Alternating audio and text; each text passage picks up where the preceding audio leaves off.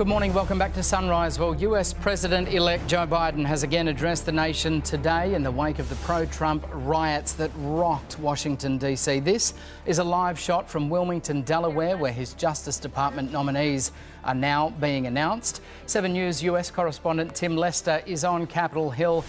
Tim, good morning to you. Biden has sent a really scathing message to the perpetrators.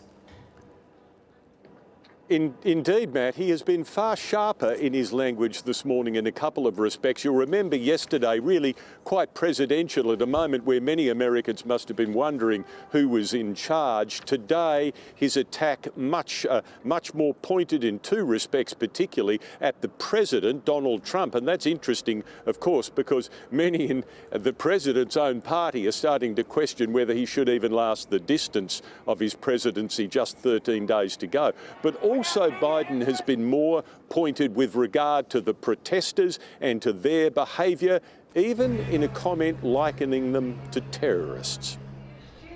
What we witnessed yesterday was not dissent, it was not disorder, it was not protest, it was chaos.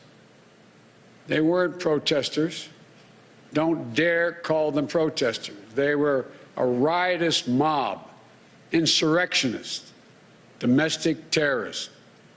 It's that basic, it's that simple.